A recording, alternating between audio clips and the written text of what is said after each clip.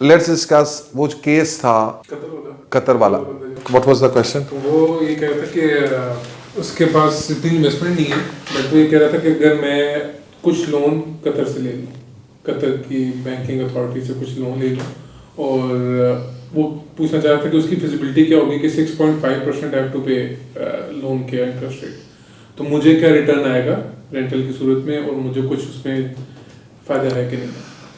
ठीक है, अब क्या फ़ायदा है मैं आपको बताता हूँ। आप जितना भी लोन ले लें, अगर आपको 6% आपने देना है या आपने 6.5% देना है या इवन आपने 7% तक भी देना है, आप वो लोन लेके बाहर के किसी भी मुल्क से लोन ले लें, चाहे आप यूके बैठे हैं चाहे कहीं पे बैठे हैं, और आप दुबई भेज दें। दुबई में हम आपको दे रहे हैं 8% रेंटल गारंटी, आपका 1% बच रहा है। You actually are just by flipping money from one place loan पे लेकर।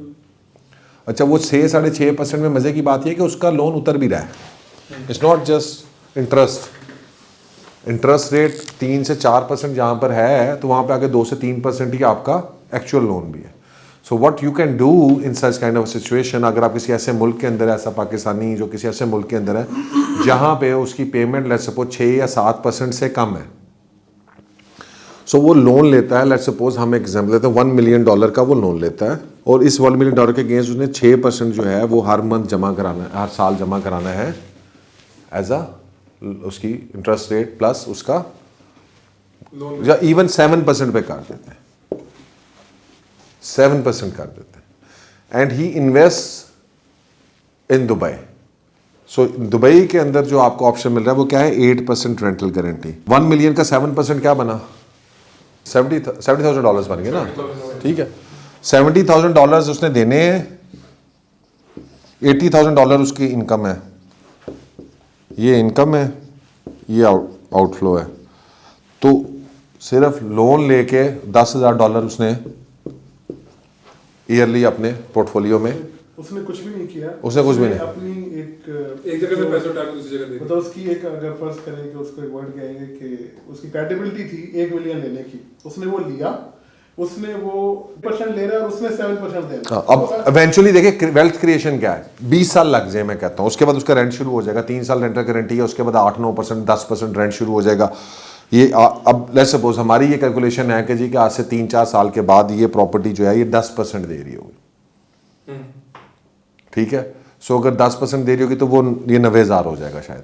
ठीक है जी, अगर ये 90,000 हो जाता है तो उसको 20,000 पोजेशन के बाद जो है 3 साल ये 10,000 प्लस सरप्लस में है, 3 साल आफ्टर 3 ईयर्स जो है वो $20,000 सरप्लस में है। ये उसको एडिशनल आता जा रहा है, प्लस उसकी प्रॉपर्टी बनती जा रही है। He has not invested a single penny and he is earning $20,000 a month, and eventually after 10 years 20 years he will become an owner of a $1 million apartment. ज्यादा उसे वापस अच्छा, $1 मिलियन करना है। मैं वही कह सुनने से ना, मैं भी बात कर रहा हूँ, $1 मिलियन अपार्टमेंट का उसने 20 साल में दे दिया, लेट्स सपोज 10 साल में दे दिया, 15 सालों में लोन दे दिया, what ever the time period was, और जो है वो 1 मिलियन, अब 20 सालों के बाद वो जो $1 मिलियन वाला अपार्टमेंट होगा वो किधर होगा, कम से कम डबल कर लें, कम से कम 20 years, let's 5-fold in. कम अज कम, I am telling you 4 fold तो बनते हैं 5 साल में, 3 to 4 times मिनिमम। हर 5 साल बाद एक फोल्ड। अब आप ये लगाएं जरा, $20,000 आप ये कैलकुलेट करें, $20,000 for the $10,000 for 3 months, 3 years 30, और 20 into 17, 20 साल लगाते हैं ना हम।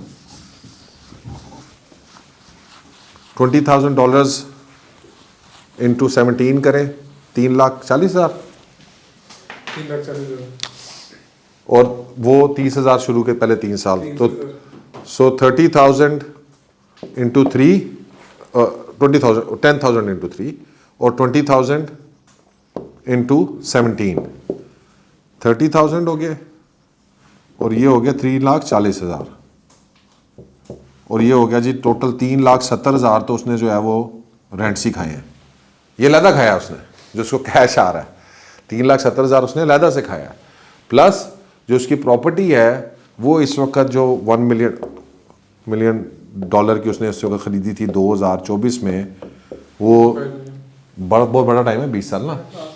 2044 में that property will have a value of कम से कम 4 मिलियन कर ले, 4 मिलियन। 4 मिलियन। चलो मैं कहना यार 4 मिलियन छोड़ दें, 3 मिलियन, और 3 मिलियन छोड़ दो, 2 मिलियन। पैसे कितने लगा रहा है? और किसके लगा रहे हैं? अपने जेब से भी नहीं। That is how you create wealth. Wealth creation.